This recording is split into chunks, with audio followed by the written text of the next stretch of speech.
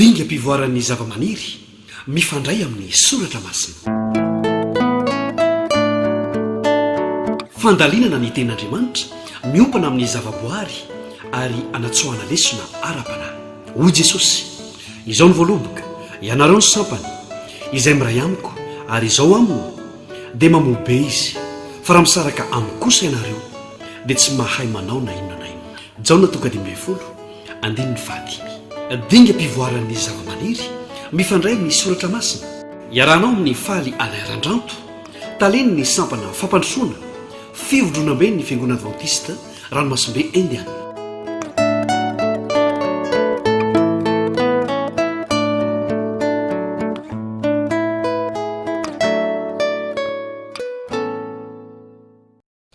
Tsy raha eo amina ny fiarabana atolotra antsika tafahoana indray ao anatin'izao fandarana manokana izao izay antenanay, fa hitondra fitahiana ho anao sy ny ankonanao.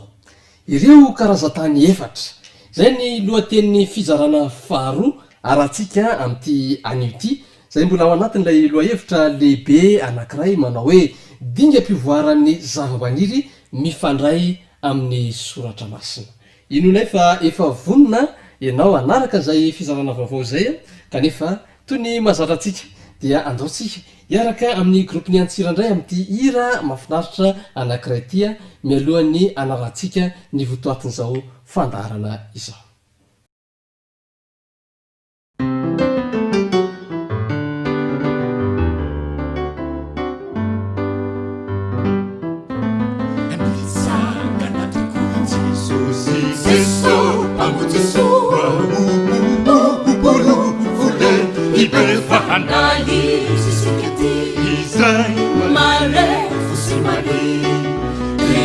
Fakadresini erini utaratua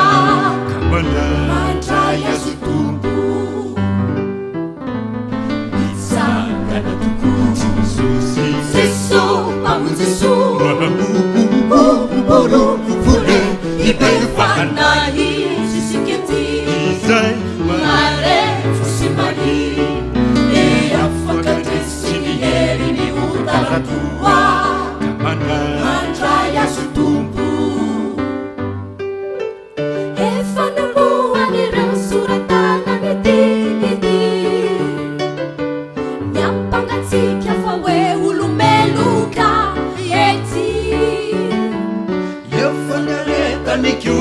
zava-mangidy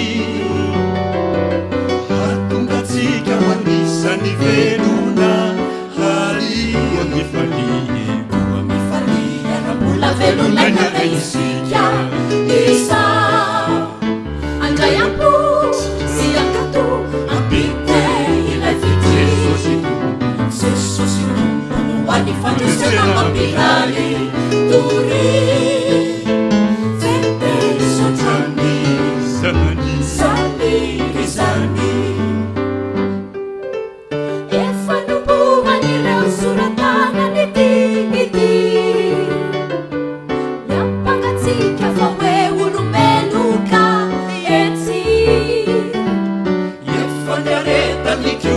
zava-maniry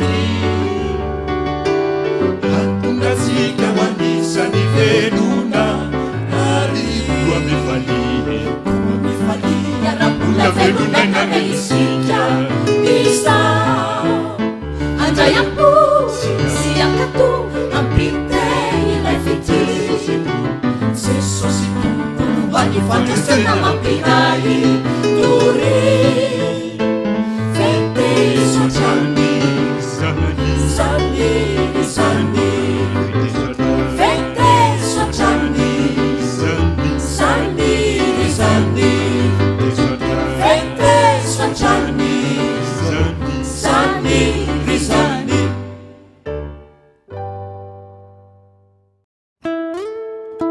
dinga mpivoaran'ny zava-maniry mifandray amin'ny soratra masina. Ampifaliana indray no iarabanantsika anaraka izao fandaharana amin'ny andro faharoa izao mikasika ty lohateny lehibe manao hoe dinga mpivoaran'ny zava-maniry,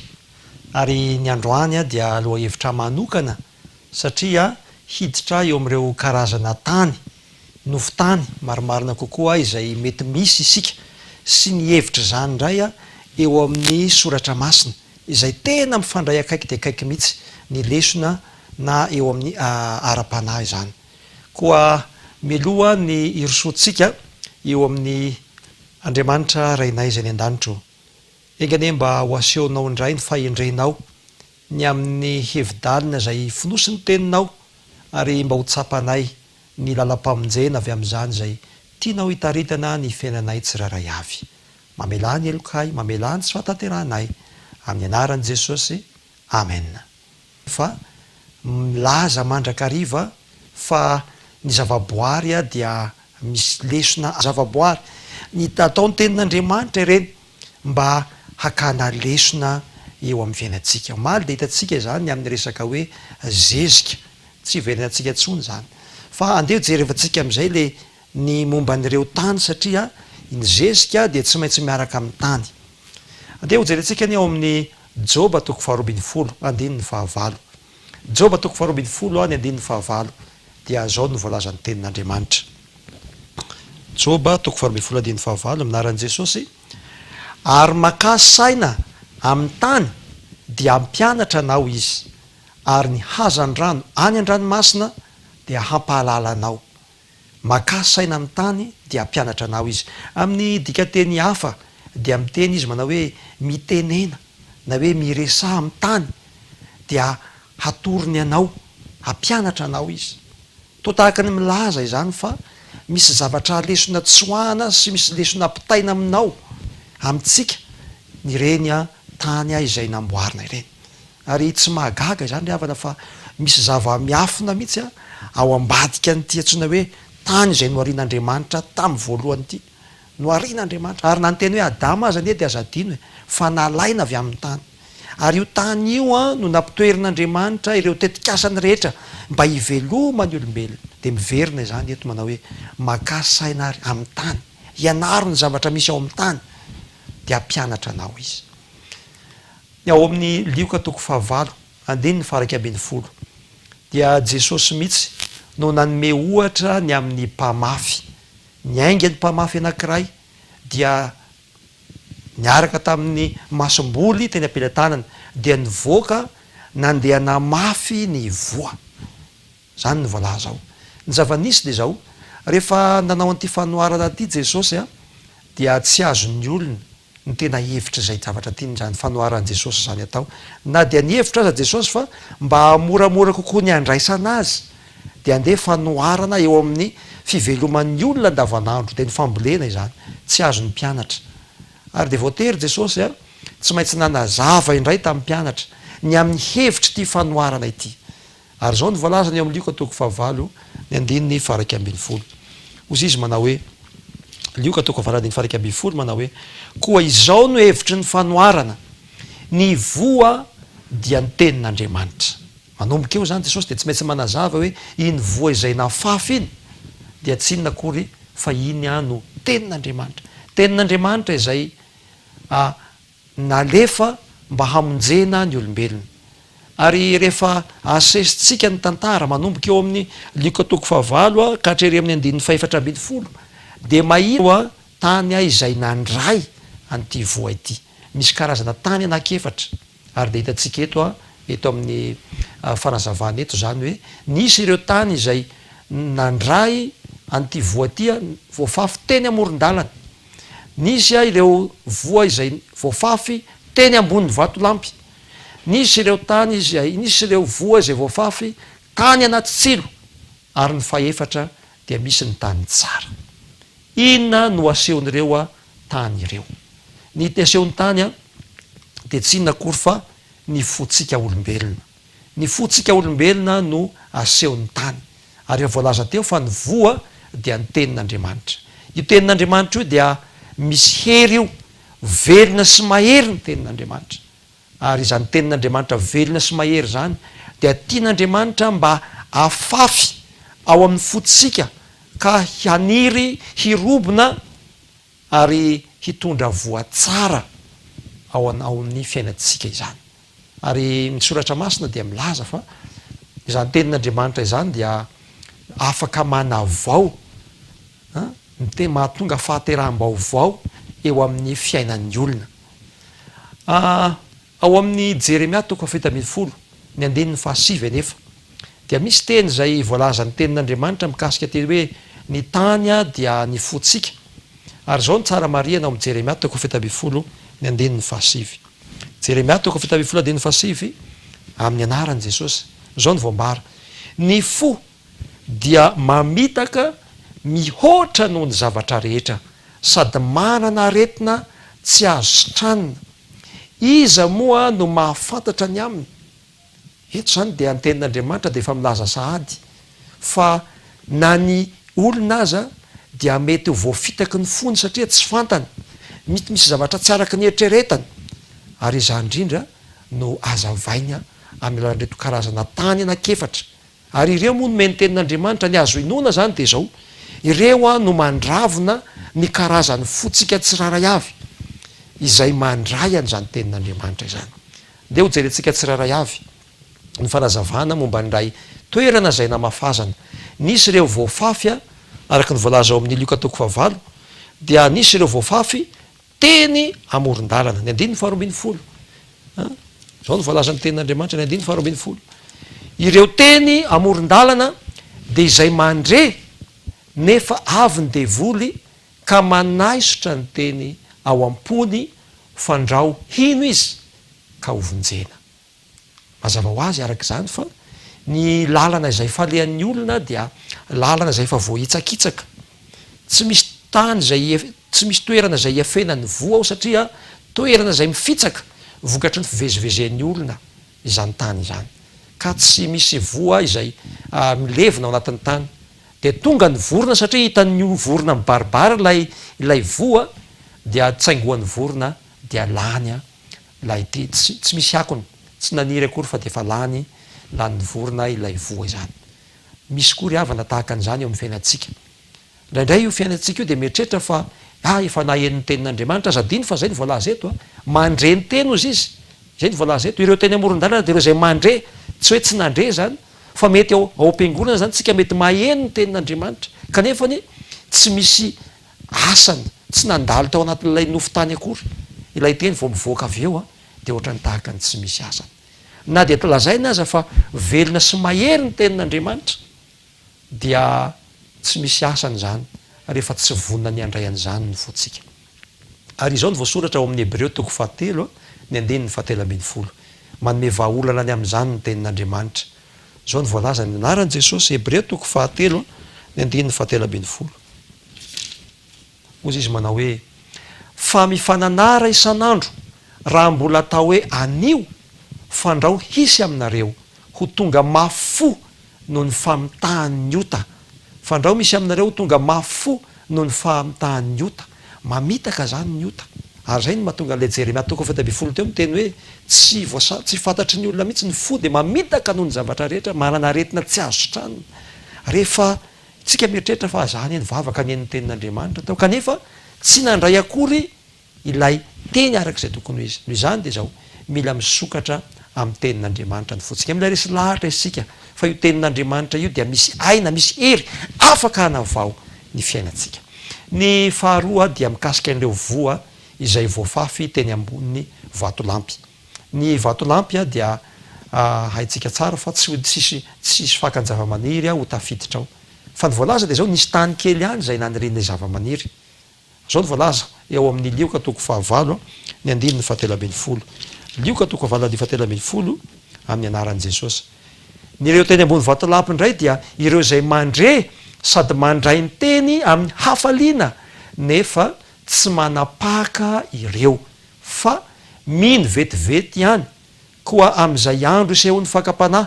dia miemotra izy indrisy. Izy zany dia nandray ny teny tamin'ny hafaliana, tsy fantatro mety hoe nampientanetana ve lay teny, nafinaritra ve lay teny izay noenona, kanefa tsy tena naorina tsara, nisy zavatra nibahana tsy nahafahan'ny fakan'ny zavamaniry nivelatra tao amban'ilay vato lampy ka noho nandrobona kelikely dia indrisy fa nalazo ary dia maty izany zavamaniry izany. Ho an'ny tantsaha na ho an'ny mpamboly izay mamboly dia mahafantatra tsara fa nany reny mety ho vatovato reny any ambanin'ny tany ny tany tiasantsika mantsy raha ny tena marina amin'ny teny frantsay ny terre arable zany zay natokana ho an'ny fambolena de tokony eo amin'ny 20 ka hatramin'ny 520 centimetatra eo eo ary dia miezaka mihitsy zany ny angady tsy maintsy misikotra zay mety ho vato ao anatin'izay manala zay ao anatin'izay miala ka raha amin'inao zay miava iny zany mahita vato a mety indraindray mety mipoka mihitsy ny lohana angady vokatry reny ilazana amitsika izany fa tsy mora ny famolahana ny fo ireo fahazarana mba hampiala reny zavatra manakana ny faniry ny tenin'Andriamanitra ao anatin'ny fotsika reny ary zany ange tsy hafa fa voasoratra ao amin'ny tenin'Andriamanitra daholo zany voasoratra daholo zany dinga-pivoarany zava-maniry zany mba akatsika lesona nge jerentsika zay voasoratra ao efatra ny andininy fahatelo Jeremia toko faefatra ny andininy fahatelo manao hoe Jeremia toko faefatra ny andininy fahatelo amin'ny anaran'i Jesosy ozy izy manao hoe fa izao no lazainy Jehova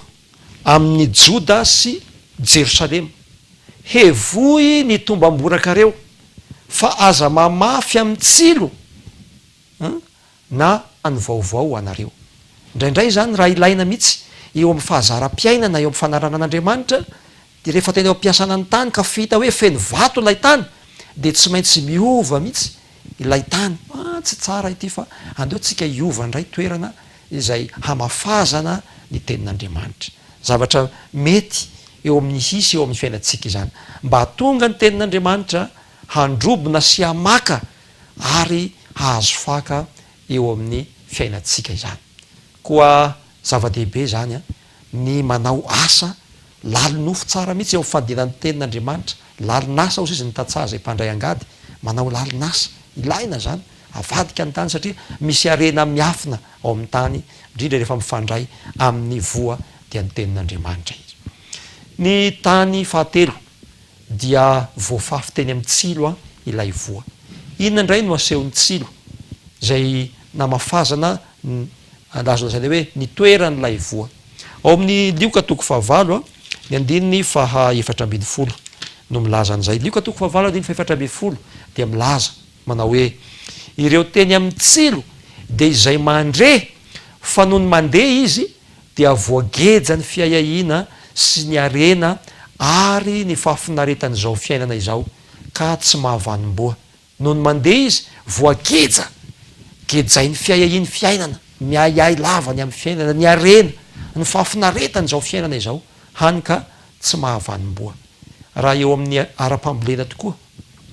dia ny tsilo a dia mangeja ary tsy vitany hoe mangeja fa ireny tsilo ireny mantsy dia zava-mananaina koa izy zava-boary koa izy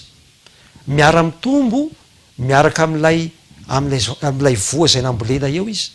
miara-mitombo eo izy ary rehefa miara-mitombo izy de mangeja manelingelina ny fitombon'ilay zava-maniry zay tena andrandraina vokatra izany toy izany koa amin'ny ara-panahy mila esorona ireny aidratsy ireny mila esorona ireny tsilo zay ambaran'ny tenin'Andriamanitra zay tsinona fa ny fiaiahina n'izao fiainana izao anahoana indray no aviko anahoana indray ny apitsiko sao de mandeha le fiaiahina sao de nefa ambaran'ireo mampikaroka fa be dehibe am'ireo zavatra zay eritreretintsika aiahitsika no tsy tanteraka arak'izay eritreretintsika kory na de tadiavantsika vahaolana azy no izany de zao ilaitsika ny mametraka ahoana ny tokony atao ny vahaolana Jesosy dia nyteny an'izao teny zao ao Matio toko 1:10 de andiny fa 7:20 sy ny 7:20 ahoana ozy izy haitsika tsara ne zany teny zany mankanesa ety amiko ianareo rehetra izay miasa fatratra mavesatra entana fa izao no anome anareo fitsarana riavana andeha ny fanahitsika isan'andro de apetratsika eo am' Jesosy mijery Jesosy manao hoe iza no ametrahanao ny fanahina ao ndraindray tsika mametraka an'izany eny amin'ny olona mitovy amintsika olombelona ihany zany na to inona no fahaizan'ny olona mamany izy reny miandry Jesosy mankanesa ety amiko mianara amiko zany ny toy ny teniny io mianara amiko ary fanampin'izay de ao Petera voalohany toko 5:7 de miteny ny tompontsika manao hoe ary apetrao aminy ny fanahinareo rehetra amelan'ny apôstôly Petera no ilazany an'izany fa izy no miay anareo mila tsapatsika zany fa ny tompo a eo miahy vonina iahy atsika rehetra, vonina ny ahy, vonina ny hanala reo tebiteby sy aiahytsika rehefa vonina ny manatona azy isika. Ny amarana antsika azy de ilay tany faefatra izay tany tsara moa ny anoharana azy. Ireo tany tsara ireo de azao ny voalaza eo amin'ny liko atoko fahavalo eo amin'ny tapany ambaniny eo manao hoe ireo teny amin'ny tany tsara kosa de ireo zay mandreny teny amin'ny fo sady marina ny tsara dia mitana azy ka mamoa amin'ny faharetana. Tsara marihana mihitsy io teny io satria io ny zavatra andrandrain'Andriamanitra eo amin'ny fiainatsika. Ny tany tsara de ireo zay mandreny teny amin'ny fo sady marina ny tsara dia mitana azy. Ho an'ny teknisianina ny fambolena dia io le atsony amin'ny teny frantsay hoe manana capacité en rétention en eau, zany hoe afaka miazona hamandona. Io zany de izy mitana azy, miazona andreo tsirokanina ao anatin'ny tany de iny ny troy ny faka avy eo. Zany no tany izay tadiavina, zany ny tany izay afaka hamoa sy hamokatra amin'ny faharetana. Inona no sary esehon'izany de zao hoe indraindray ny fotsika dia tena mila saina mihitsy, mila manala ireo ahidratsy, mila manala ireo ahidratsy, mila tena miazona tanteraka ny tenin'Andriamanitra ho atsika isika mba hahafahan'ny tenin'Andriamanitra mamoa. Mila voasa ao amin'ny fotsika, vonina iantefahan'ny